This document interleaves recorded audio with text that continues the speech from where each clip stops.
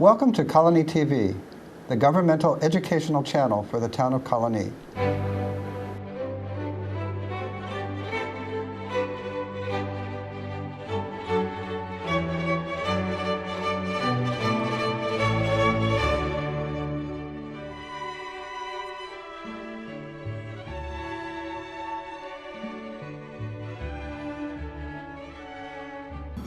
Well, thank you, Joe. Thanks for inviting me again. Sadist that you are. And thank you all for coming here. Masochists that you are. In the cold, to hear about ethics. I mean, that is something. My students would not do that. I gave my students good news today because I actually have a class at this time.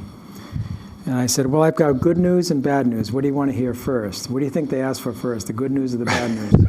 Bad news. I said, well, the bad news is I won't be here for class because I'm going to speak at the library in Colonie. They were very upset about that. Then someone said, well, what's the good news? So I said, well, the good news is I won't be here for class.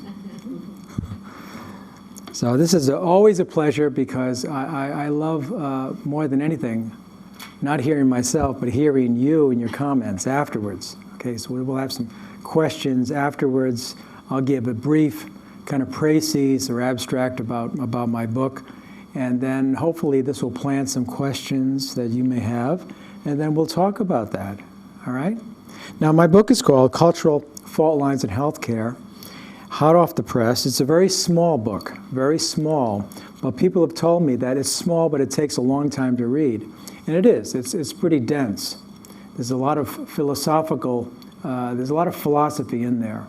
And I use a lot of the ideas of Emmanuel Levinas, who's one of my favorite philosophers, contemporary philosophers. And he's very familiar with the truth of suffering, because he and his family faced that during the Holocaust, during the Second World War, and his whole philosophical construct is pretty much of a metaphysics of ethics based upon the need to address suffering, both human and non-human. And I include non-human because there's a lot of Buddhist trait in Levinas too. And if you're familiar with Buddhism, suffering extends through the entire sentient realm. All right. Now, I will first open up with, if you don't mind, I'm going to read my first chapter and give you an idea of what I called worldviews colliding with each other, collisions in worldviews. Collisions, and this is why my book is called Fault Lines, Cultural Fault Lines. So I'll read, if you don't mind, a bit from this chapter. I start off, long ago in relative time, in September 2003, 2 years after 9/11, right? The new hit reality show, Extreme Makeover, has anyone here been on that? Entered its second season on ABC television. Millions of Americans watched as identical twins, Carolyn and Catherine, and 40-year-old Dan morphed into new persons. She was unhappy with her nose and smile, so Carolyn underwent a chin implant, lower eyelid surgery, lowering of her upper lip. She had breast augmentation, a liposuction of her thighs, a tummy tuck, and dental work of gum recontouring, root canals, and 12 porcelain veneers. Catherine, annoyed with her post-pregnancy tummy, subjected herself to liposuction of her thighs, breast augmentation, and a tummy tuck. Family and friends cheered and celebrated at the twins' reveal party afterwards. Do you remember that show, Extreme Makeover? It was very popular, right? Single dad Dan, displeased with his body and desperately wanting his office assistant to fall in love with him, stoically underwent LASIK surgery, hair transplantation, facial reconstruction, a chin implant, and liposuction of the face, chest, belly, and love handles. Aided by cosmetic surgeons, liposuctionists, cosmetic dentists, physical trainers, nutritionists, stylists, and fashion experts. They collectively call themselves the Extreme Team. The trio turned from drab and dowdy to attractive and alluring, at least in their eyes and in the eyes of millions of American viewers, or better, American voyeurs. Extreme Makeover's motto is blunt. On the television, the motto was, "We'll stop at nothing to turn ordinary into extraordinary." Here, our wildest dreams about how we would like to look can now come true. All things are possible. Progress without limits.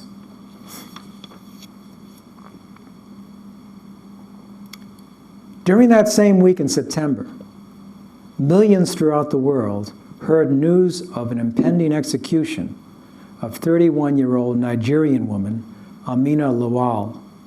She gave birth to her baby girl over a year after her divorce. She was arrested, tried, and found guilty of adultery by a local Sharia court on March 22, 2002. The Sharia court applied its own ruling in a rather harsh interpretation of Islamic law and sentenced her to death by stoning.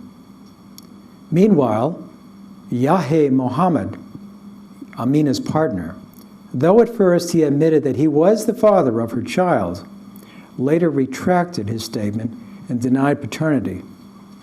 He did not stand trial. His own personal oath was proof of his innocence. Death by stoning is by all accounts gruesome, one of the most inhumane and degrading of executions. The intent behind stoning is to inflict as much pain as possible until the victim dies. The target is first buried up to her breasts. Stoners then hurl fist-sized rocks at her head, face, and upper body. These rocks need to be the right size, not too big, not too small. The Iranian Penal Code, for example, is very specific about the size of stones to be used for stoning. With luck, the victim is quickly knocked unconscious. The stone the victim. In many cases, the act is so brutal and prolonged that her head is nearly battered off. When Amnesty International and other human rights and women's groups heard of Amina's plight, along with that of other women awaiting a similar execution, they brought this to world attention. Amina's case was appealed, and on September, that same year, 2003, same year as the Extreme Makeover show, she was finally acquitted of the charges on legal technicalities. Nonetheless, to this day, many others, mostly women, still await their execution by stoning. These two accounts reveal a painfully stark contrast in worldviews. When Extreme Makeover announced its second season, thousands of Americans applied to be selected. Carolyn, Catherine, and Dan, among the chosen few, were awarded their new looks, their new faces, what many even consider their new identities. On the other hand, in another part of the world, Amina, singled out and imprisoned for her dishonor, was in imminent danger of having her face ripped away. Others found guilty of similar crimes remain in jeopardy. For them, there was little concern for the wonders of cosmetic surgery, dentistry, Botox, skin peels, and laser treatments. The incongruity is all too raw. So that's how I open it up, okay? I left out quite a few sections. But that, to me, is a stark example of a contrast in worldviews, in cultural worldviews. Extreme makeover, cosmetic surgery, turning the ordinary into extraordinary, versus a woman or women on the other side of our planet desperately seeking recognition and having their own dignity recognized. And little concern, again, for cosmetic wonders, right? I was at a biotechnology conference in Salzburg, Austria. There were a few of us who were representing the U.S., and I was fortunate to be selected. And there were scholars from all over the world, and one of our U.S. representatives was giving a talk on prenatal implantation genetic diagnosis, where you can select the sex of your child beforehand and decide whether or not you would like to have a girl or a boy.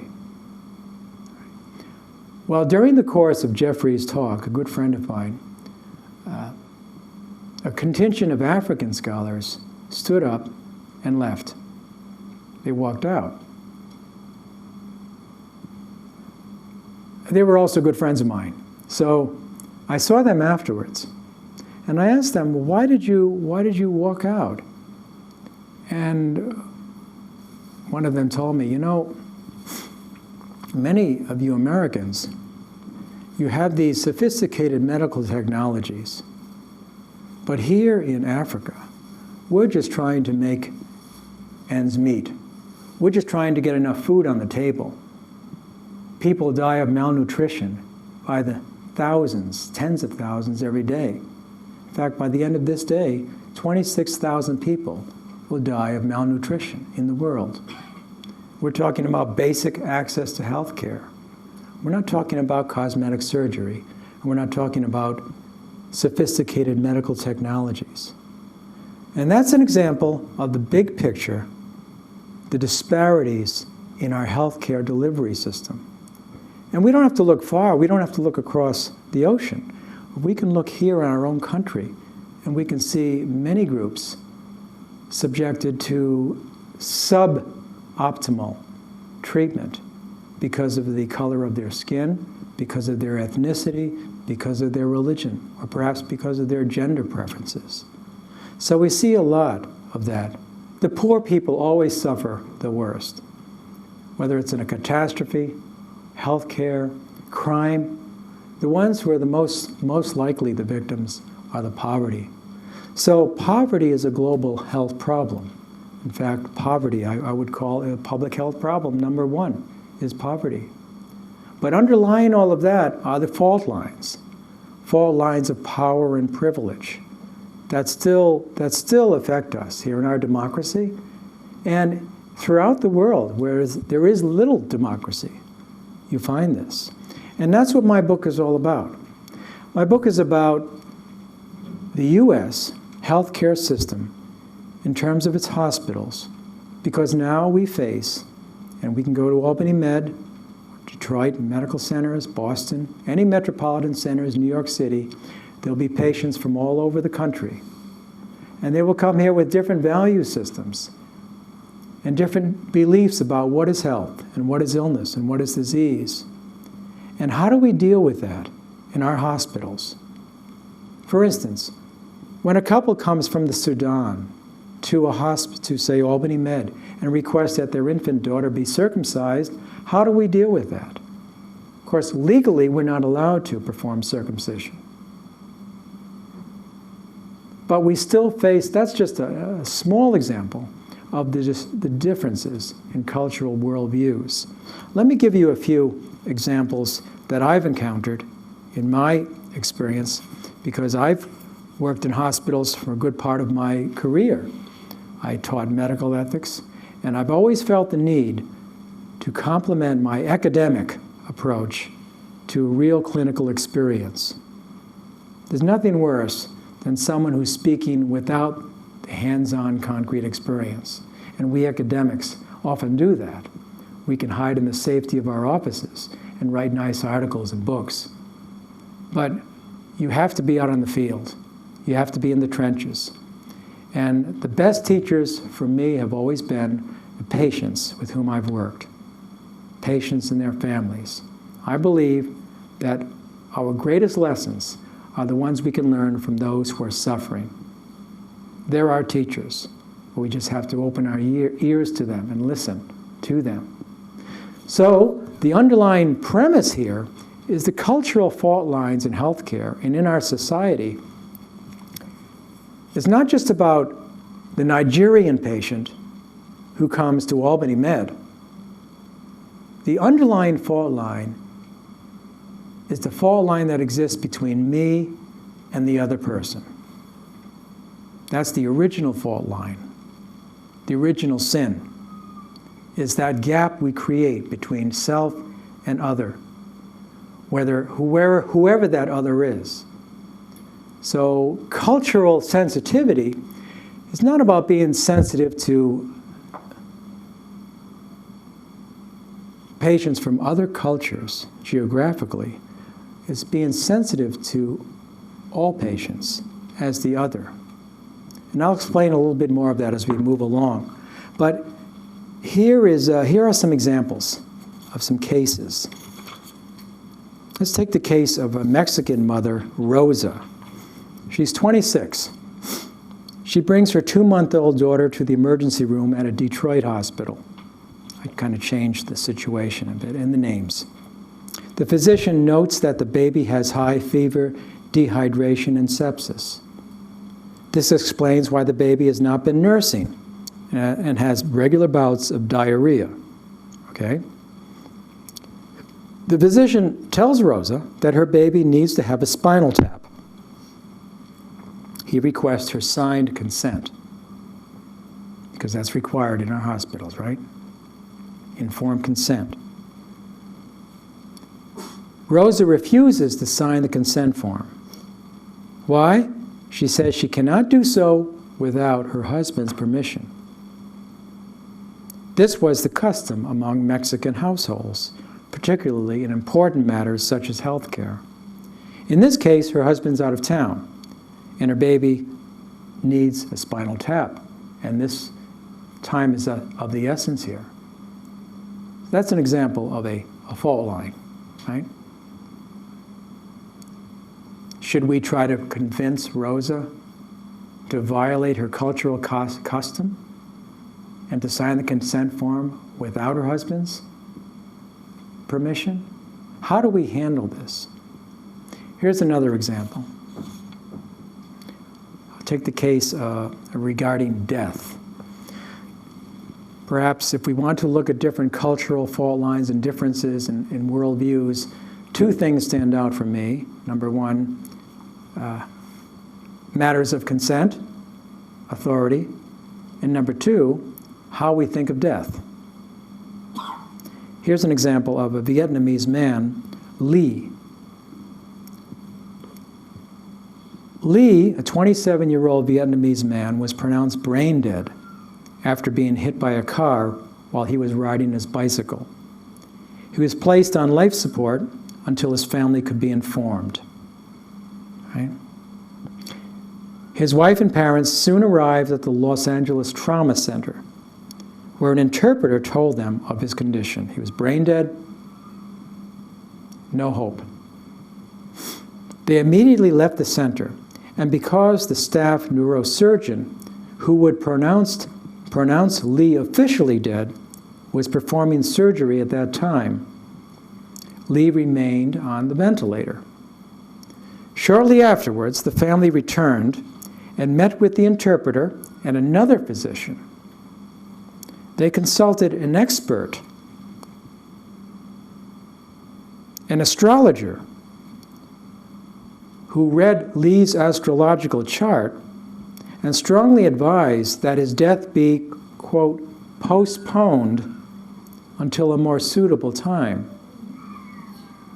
According to Vietnamese beliefs, if a person dies at the proper time, this brings good fortune and good health for that person's family.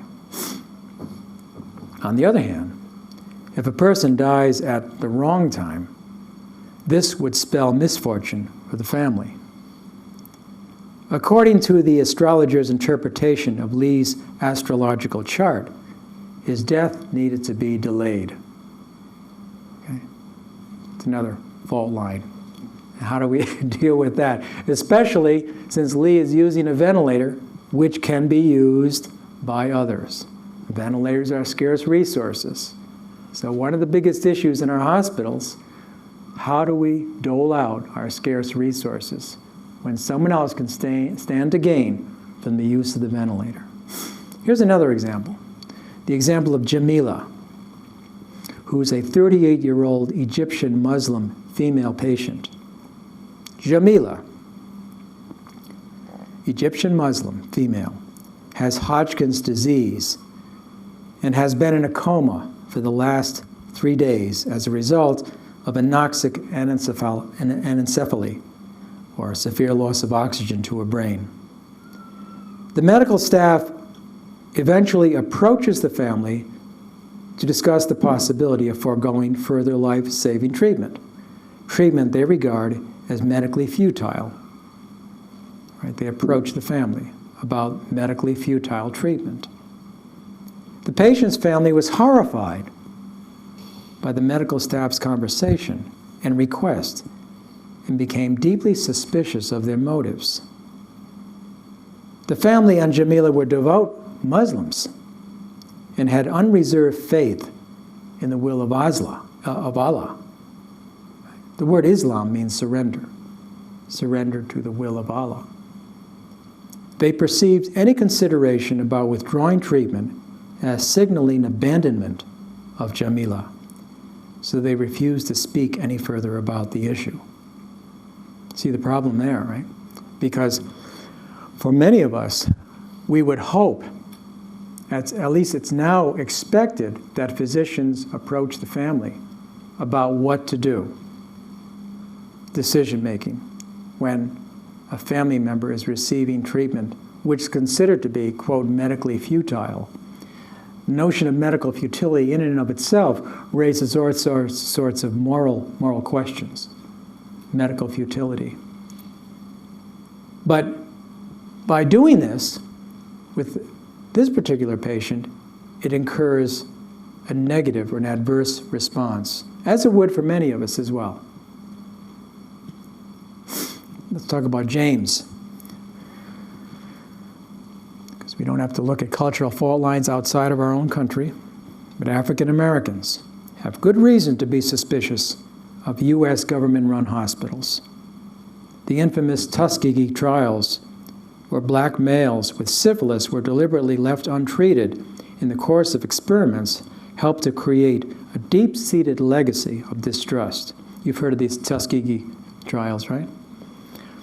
So when James, a 68-year-old black male, had to undergo surgery for his prostate cancer, he suffered tremendous anxiety, refused to sign the hospital's consent form, and demanded to know more about alternative treatments. James had heard about the Tuskegee experiments and did not want to be another exploited human guinea pig, in his opinion. Deep-seated legacy of mistrust and distrust among African Americans. These are examples of the kinds of cultural fault lines we face in our healthcare. Because of these clashes, because of these problems, hospitals throughout the country, throughout the U.S., are required now, in order to receive accreditation, they're required to provide, quote, cultural competency training for physicians and nurses. Right? Hospitals are required, in order to receive official accreditation, to provide training in the notion of cultural competency. And what I do in the book is challenge the idea of cultural competency as it plays out in these training programs. In these training programs, and they're wonderful, they're very informative. Nurses and physicians are taught about different cultures, different views with respect to health, death, well-being, right?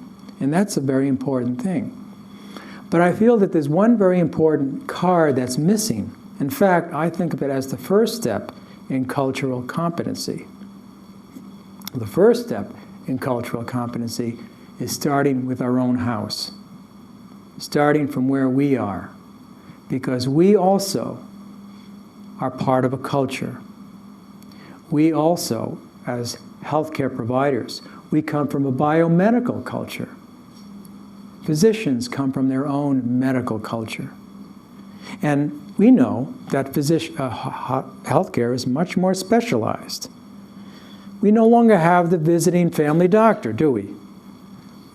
With his little black bag driving to your home to deliver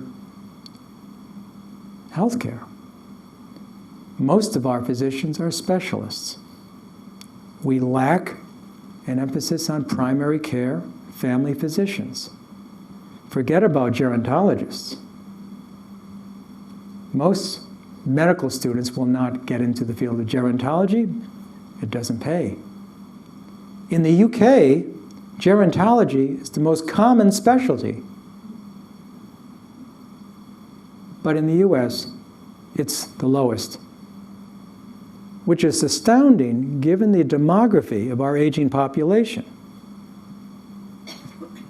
So now I, for instance, go to a primary care physician. When I was in Kansas City, before I moved to Albany, my primary care physician was a family practice, family medicine. And that was in Kansas City, in the heartland.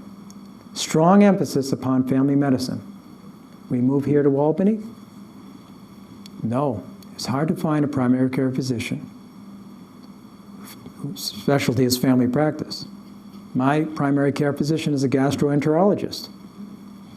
He knows his gastroenterology, but as we all know with specialties, we tend to look at conditions through that specialty, right? And this can be a problem. This can be problematic. Physicians, another example. Physicians may not know as much about the interaction among medication. For Medicare patients, the average number of medications a Medicare patient receives or takes in the course of one day is what? The average number of different medications. Over 14. That's a lot of medicine that's interacting. So the person you want to speak with respect to adverse interactions is the pharmacist. More and more people are going to their CVS pharmacist or their Rite Aid pharmacist. Number one, you get to see them a lot sooner. You don't have to make an appointment. And number two, they're trained in the interaction among drug medications. So that's important. But this is all part of the biomedical culture that we're part of. And in our day of globalization, more and more countries are also now being exposed to pharmaceutical treatment regimens. All right? This is big business, or big pharma. It's another part of the picture, is the business end of it. So this is the biomedical culture we're a part of. So, cultural competency, in my opinion, starts with our own house. In other words, when we go to the bedside of any patient, whether the patient is Muslim, Hindu, Buddhist, Christian, atheist, white, black, yellow, whatever, we have to recognize that we bring a hidden set of assumptions to the bedside of that patient. And that's what I mean by starting with our own house. Now, especially in Western biomedicine, especially in American medicine, I've listed 3 particular features of Western biomedicine, particularly U.S. 4 features, that are assumptions in our biomedical construct, part of our biomedical culture. They're especially prominent in U.S. hospitals. Right? This is the first. The first feature of our Western biomedicine is the assumption that illness is physical in nature, inorganic in nature. So it's a tendency to physicalize illness and disease, in that it aims to rid the patient of these via the patient's body. Causation, in other words, is generally construed as organic, even in mental illness. Much more of an emphasis upon organic etiology and organic causation. So that's the first sort of assumption that we have in Western biomedicine. Now, I'm generalizing here. I'm not at all indicating that all physicians work with these assumptions, but that tends to be the general drift of our healthcare delivery, all right? So I'm guilty of, I don't want to be guilty, well, I could be guilty of overgeneralizing, but that's the particular tendency that I've noted, at least in my experience and my observations, and in my work with medical students and their education. The second, well, let me continue with that. Biomedicine utilizes the language of organic affliction in determining that we're victims of our own bodily dysfunctions. In so doing, it plays down social and cultural influence, especially diet, lifestyle, environment, occupation, and religious belief. And these are also part of who we are.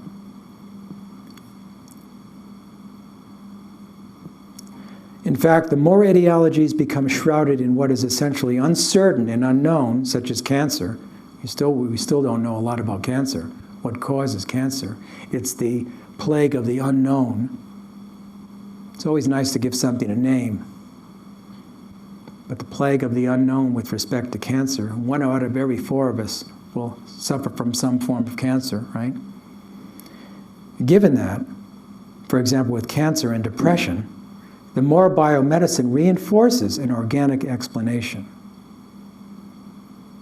Given our prevailing conception of depression as a neurochemical disorder, and surely there is much to be said for the need for a neurochemical balance in order to avoid the adverse effects of imbalance, biomedicine risks underestimating more profound questions as to the sources of such imbalance. Now used even to treat minor distress, regular doses of Prozac only take us so far in treating depression.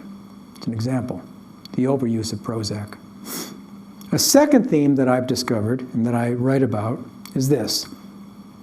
Biomedicine, especially as practiced in U.S. hospitals, fundamentally individualizes by viewing the patients as independent, distinct, separate entities.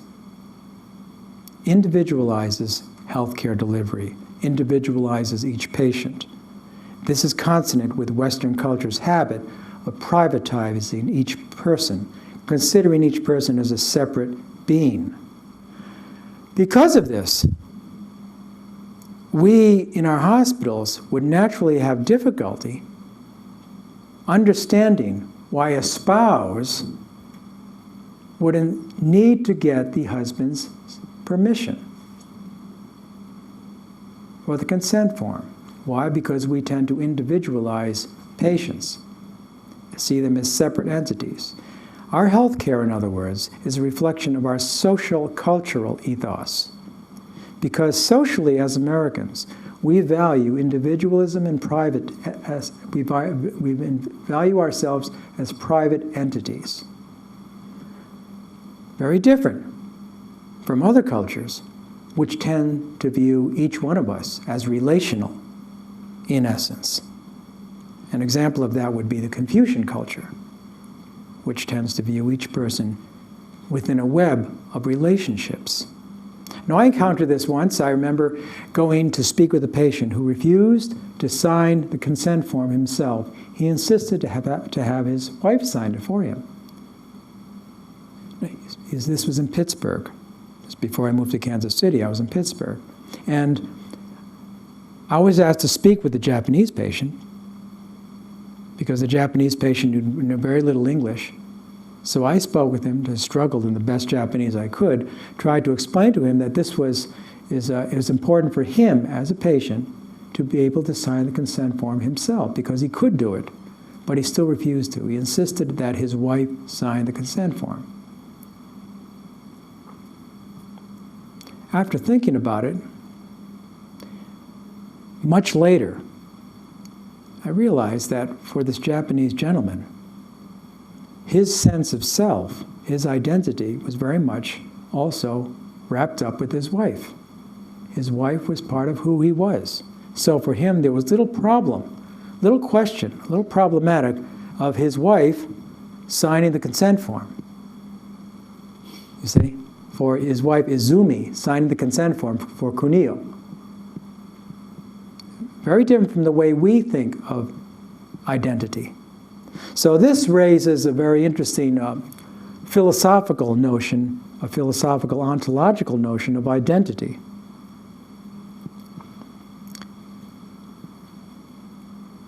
Here's a quote from a Confucian scholar about the family. When the whole family makes medical decisions for the patient, even when the patient is competent, it is only appropriate that the whole family continues to shoulder the obligation when the patient becomes incompetent. It would be woefully embarrassing for the Chinese to designate one family member, ignoring others, to be one's single decision maker. To do this is to destroy the unity and harmony of the entire family. Very different, right? Whereas in our culture, we find it important to assign one primary decision maker to be my proxy if I'm not able to make the decision for myself. In this case, it's my wife. She knows exactly what I would not want and what I would like to have if I were facing the end, or if the burden of the treatment became too onerous or burdensome. And I know what she would want. So we therefore don't rely on the written living will, by the way. It's always much more important, I think, to have a power of attorney that's appointed to speak on your behalf. If you rely only on the written document without a designated power of attorney, then you leave it up to the physician to interpret what you've written. And I wouldn't want to have a stranger interpreting what I've written. I want to have someone I trust and know very well, such as my wife. But again, going back to my point, is we assign a single person to do that, and a backup in case she's not around, right? Very different from other cultures. Here's a third feature. Third feature, and this is a very important part of my book here, and also a very important part of my interest in a lot of contemporary ethics. Third, biomedicine confers authority to biomedical technology in that it typically favors technological interventions over those that are more interpersonal. This is consistent with our broader cultural ethos among Americans. We who display a nearly blind faith in technology. This has been referred to as our technological imperative. That is, the assumption that since we do have the technologies at our disposal, their only value lies in their application. This makes sense for a thoroughly pragmatic culture, whereupon value is contingent upon usefulness. Let me repeat that last sentence. This makes sense in our very pragmatic culture, whereupon value is contingent upon usefulness. This is why growing old in America is difficult, because we may therefore naturally not view the elderly as useful, therefore devalued. My father's in Florida, and one of the biggest concerns I have in Florida is the population of elderly in Florida. And I often hear this expression, I often hear this response by doctors in Florida. Well, he's old. Or with my mom, oh, she's old. There's a categorization, like if you're old, whatever that means, then you go into this category and you're not viewed as a separate individual person who happens to be this age. You see, that's the categorization. That can be a problem in that pragmatic approach. You hear that a lot. I hear it a lot. So, the technological imperative. This means we have the MRI, and in order to practice defensive medicine, not be sued down the road, because I didn't do the best I could, we have the MRI available, use it. despite the costs, despite the consequences, despite whether it's really necessary. So we have the maximal use of technologies. The question is whether the maximal uses are optimal uses. Are they the best uses? In Chicago, we use MRIs more than the entire country or continent of Australia. In the city of Chicago, there's more use of MRIs. Does that mean there are less MRIs in Australia? No, they have quite a few MRIs in Australia, but they just don't use them as often. Because many have decided that, well, there's no need to use this and no need to incur the funds and monies and resources to use them when they're not necessary. You see the web here, but much of our appeal to the technology is also for litigation, defensive litigation. I mean, that's all part of it. It's all wrapped together here. America still continues to be the most highest litigious country when it comes to medical litigation, bar none. The technological imperative. What I'm finding more and more in hospitals is that we're relying more on the technologies, technological intervention, which in many cases is good, but it becomes not so good when they replace the interpersonal interaction. The interpersonal interaction. Because healing rests to a tremendous degree upon the encounter at the bedside, the encounter that the patient has with his or her physician. But time is a crunch. That becomes difficult today. Hopefully we can talk about more of that later on, this time crunch. But we're relying a lot on our technologies, our communication digital technologies.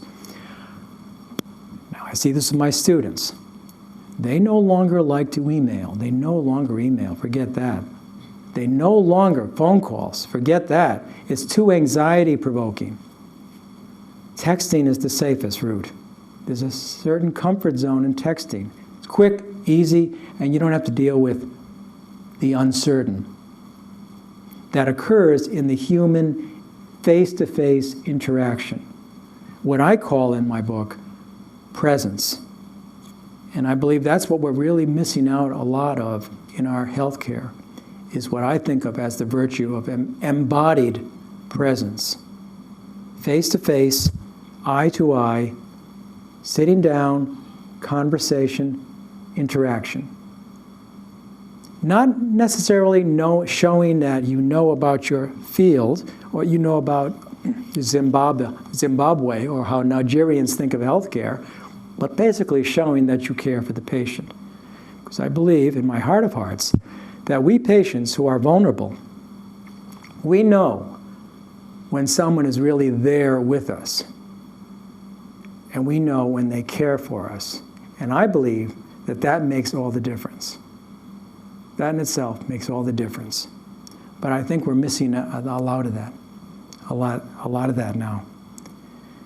The fourth feature of our biomedical culture is it's ultimately crisis-oriented. Basically focused on acute care, rescue medicine. It's what I call Baywatch medicine. Now actually when I was a young man, I was an ardent lifeguard in Newport, Rhode Island. It was a great job, just sit around, not really. But in all my years as a lifeguard, did we go up to potential drownees or drowners and say, well, how long ago did you just eat? Did you eat? What did you eat? Have you taken any swimming lessons? Or do you know what to do if a tide pulls you out? We weren't thinking preventatively. We were there in our chairs, ready to go into the water. And a lot of medicine is like that. It's rescue-oriented. Right? The emergency room is not just downstairs, in other words. We have, therefore, a problem with chronic illness, with debilitating, ongoing chronic illness. And that, for most Americans, is the most problematic. It's chronic. The day-to-day, the pain, the lower back pain, right? The headaches that we have. The day-to-day. The more medicine becomes specialized, the more difficult it is to address chronic illness. So, and by the way, this crisis orientation towards medicine is also one of the problems we have in what we think of as ethics. Remember, Joe and I touched upon the notion of what is ethics earlier. Ethics is often Baywatch ethics. I've been on ethics committees for years and years, and we address the case when it comes to the table. But there's another part of ethics which has to be preventative. How can we short-circuit the problem from coming to the table so we don't have a problem? Deal with it. Ways to prevent that problem. In other words, it might well be a good idea to have discussions with patients in advance, to show that you care in advance, to have these conversations in advance, before the problem becomes a real problem. And then you have to deal with it. And then you have to resort to hospital policy and deal with issues like medical futility, etc. You see? So those are the four kind of assumptions we have in our biomedical healthcare system. Now, I won't go any further because there's a lot more I wanted to say, but time is always of the essence, and perhaps we can have some further questions, all right? But my point again is this. In the book, I talk about presence, and that to me is the most important ingredient in cultural competency. Cultural competency is not just about myself as a physician and the patient who happens to be from Bosnia. No, it's not cultural. It's interesting to know what that context is, but cultural competency starts with a recognition of my own hidden biases that I bring to the bedside. So what's more important than cultural competency is cultural humility in that respect. Okay? So let's, I'll stop there, Joe. Is that all right? Okay?